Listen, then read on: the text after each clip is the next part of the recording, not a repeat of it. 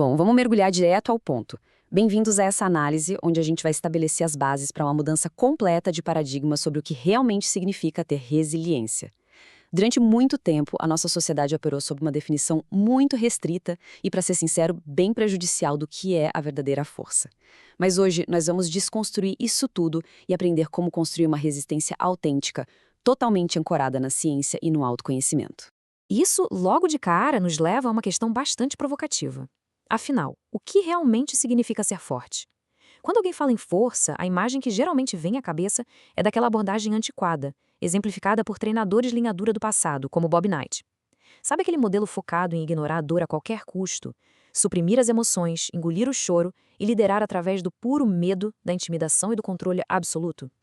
Basicamente, ensinaram pra gente que ser durão era aguentar todo e qualquer sofrimento em silêncio e nunca, sob hipótese alguma, demonstrar vulnerabilidade.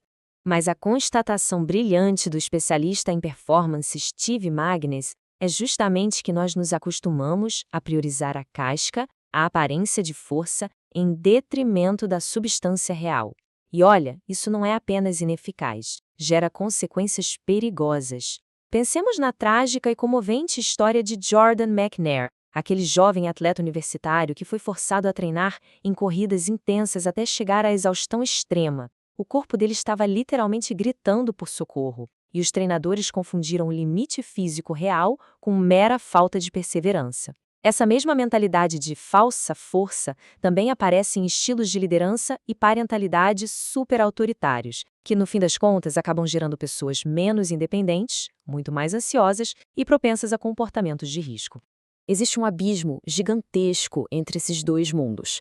O modelo antigo, fortemente baseado no medo, na insensibilidade e no controle extremo, que é, essencialmente, o mito tóxico do machismo, fracassa miseravelmente quando a pressão real bate à porta.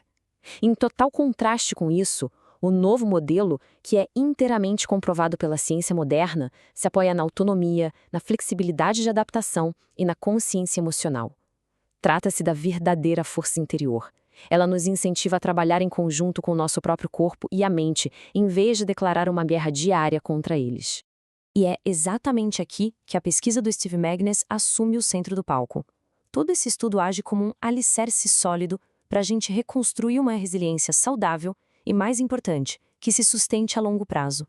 Ele analisa dados neurocientíficos, a psicologia do esporte e o comportamento em ambientes corporativos para revelar como indivíduos de sucesso realmente enfrentam adversidades profundas sem quebrarem no meio do caminho. O roteiro da nossa jornada hoje vai passar pelo mito da força, seguido pela estrutura de 4 pilares: abraçar a realidade, ouvir nosso interior, responder em vez de reagir e transcender o desconforto. E nós vamos fechar entendendo como encontrar significado na luta. Certo? Entrando direto na nossa primeira sessão. O mito da força e por que nós precisamos, com urgência, despedaçar essa mentalidade de engolir o choro. Sabe essa cultura atual do excesso de trabalho, ou mesmo os esportes juvenis super competitivos? Nós associamos, de forma totalmente equivocada, a força com a insensibilidade. A gente romantiza a figura daquele que sofre em silêncio. A sociedade adora usar metáforas militares para justificar essa dureza toda, mas a verdade é que nós tiramos a lição completamente errada. O famoso programa-série de sobrevivência militar das Forças Armadas não existe apenas para punir fisicamente as pessoas ou jogar os soldados na parte funda da piscina para ver quem não afunda. O foco real deles é a inoculação do estresse. O treinamento ensina e constrói habilidades essenciais de enfrentamento de forma gradual. É sobre preparar a mente para interpretar o perigo corretamente antes mesmo de expor o indivíduo ao sofrimento real. O que nos guia perfeitamente para o nosso primeiro pilar da verdadeira força: abrace a realidade e abandone a fachada. A resiliência genuína não começa tentando levantar o teto máximo das nossas capacidades a todo instante, através de pressões irreais. Ela começa quando a gente eleva o nosso nível básico de performance diária, reconhecendo com total clareza quais são as nossas limitações. O ponto crucial aqui é perceber a imensa diferença entre a insegurança barulhenta e a confiança silenciosa. A falsa bravata, aquele fingimento de que nada assusta e de que a dor não existe, faz com que o cérebro entre em colapso e pânico imediato quando o nível de exigência da realidade não bate com aquela expectativa irreal. Por outro lado, a confiança silenciosa e humilde fornece uma avaliação incrivelmente precisa do contexto. Ela se baseia em aceitar a realidade exatamente como ela é, abraçando inclusive as nossas próprias fraquezas. E quando a gente encara uma tarefa colossal, daquelas que parecem totalmente fora de controle, a pesquisa nos oferece 3 passos práticos, bem pé no chão, para retomarmos a autonomia. Primeiro, divida o desafio em partes mínimas. Foque nas pequenas ações que são possíveis de controlar agora mesmo. Segundo, garanta a possibilidade de uma escolha autêntica. Olha só que interessante, pensar genuinamente em desistir e ainda assim escolher continuar transforma uma obrigação torturante em um propósito. Terceiro, mude a perspectiva. Observe aquele gatilho que gera medo e reformule essa narrativa internamente, justamente para retirar o poder que aquilo exerce sobre a sua mente. Seguindo em frente, avançamos para o segundo pilar. Ouça seu interior e aprenda a navegar pelas vozes internas. Aqui nós focamos naquele diálogo interno constante. O modelo antigo manda simplesmente calar a voz que diz "eu não aguento mais". Mas o novo modelo ensina a necessidade absoluta de negociar com esses pensamentos, em vez de reprimi-los de forma violenta, com altas doses de positividade tóxica. Para isso dar certo, é imperativo compreender um conceito central incrível, a interocepção. Essa habilidade psicológica avançada de ler, decifrar e entender os mínimos sinais corporais com muita nuance. Profissionais de elite utilizam essa habilidade perfeitamente. Eles conseguem discernir entre uma dor de fadiga, que pode ser superada, e uma dor aguda, que alerta para uma lesão iminente. O oposto disso é agir como uma criança pequena, que interpreta qualquer leve desconforto como se fosse a mesma e única crise insuperável. O grande segredo da coisa toda é lembrar que sentimentos e emoções jamais devem ditar as nossas ações, mas sim servir como meros dados. Quando a gente enxerga as emoções como mensageiras, nós usamos esses dados como um empurrão informativo. Isso impede que pequenos contratempos do dia a dia, como um comentário ruim de um colega ou uma dor muscular, se transformem em enormes tempestades catastróficas dentro das nossas mentes. Como costumamos dizer, é fundamental evitar fazer uma tempestade em copo d'água, com a ajuda daqueles nossos diabinhos internos. Todo esse controle emocional abre as portas maravilhosamente para o nosso terceiro pilar. Responda, não reaja. É a criação de uma verdadeira zona de reflexão. O grande objetivo agora é aprender a dominar aquele minúsculo e crítico espaço de tempo que existe entre um estímulo estressante do iminente e a nossa ação física.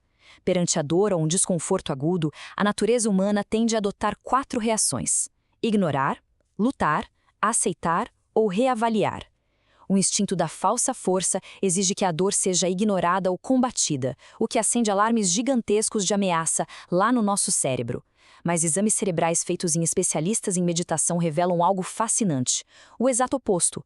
Eles têm sucesso absoluto lidando com a dor extrema porque eles a aceitam e a reavaliam tranquilamente, sem que o sistema de ameaças do cérebro entre em parafuso.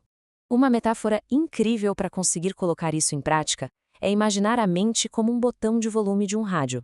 Esta flexibilidade mental é tudo. Se o momento exige uma compreensão profunda de uma situação difícil, nós aumentamos o volume e o foco. Mas, se estamos prestes a entrar numa espiral de esgotamento e sobrecarga emocional, precisamos ter a habilidade de diminuir o volume, recuando para garantir o mínimo de distância psicológica e evitar uma reação totalmente desproporcional. E assim nós chegamos ao quarto e último pilar da verdadeira força. Transcenda o desconforto e descubra o poder do impulso interno. É neste momento exato que a gente tira o foco da pura resistência passiva à dor e passa para um nível em que buscamos atingir o nosso potencial máximo, impulsionados pela motivação intrínseca. A ciência revela que nós conseguimos persistir nos maiores sacrifícios quando nossas necessidades psicológicas básicas são amplamente satisfeitas: autonomia, crescimento, pertencimento e propósito. O exemplo do treinador Pete Carroll no basquete universitário e no futebol americano destaca muito bem isso. Ele empodera atletas, encorajando a individualidade, o pertencimento e o apoio constante da equipe. Prova-se de forma empírica que suprir necessidades humanas básicas gera infinitamente mais resiliência do que qualquer liderança engessada, alicerçada no medo e na rigidez. Caminhando agora para nossa conclusão, chegamos à última sessão, encontrando o significado na luta, a nossa resolução final. Se pararmos para pensar, abandonar a falsa fachada de dureza, ter a sensibilidade para ouvir os sinais corporais, dominar o espaço de resposta da mente e cultivar um ambiente que supra nossas necessidades, tudo isso nos leva a um modelo integrado de resiliência que é plenamente sustentável. E tudo converge para este entendimento absoluto, perfeitamente capturado nesta frase: O propósito é o combustível que permite que tenhamos força. O significado é, sem dúvida alguma, a cola definitiva que mantém a estabilidade da nossa mente diante do sofrimento e das pressões absurdas que nós encontramos na civilização moderna. E tudo isso deixa no ar uma reflexão obrigatória para levarmos adiante. Nós sabemos agora que gritar mais alto ou esconder os medos não constrói, de forma alguma, um indivíduo implacável. Diante disso, como nós vamos enfrentar o nosso próximo grande desafio difícil? O verdadeiro chamado agora é abandonar aquelas posturas rígidas, criar uma zona de reflexão e aplicar este novo modelo mental consciente e responsivo a cada instante de pressão. Muito obrigado por acompanharem mais essa exploração aprofundada e vamos continuar juntos na construção diária dessa verdadeira força interior.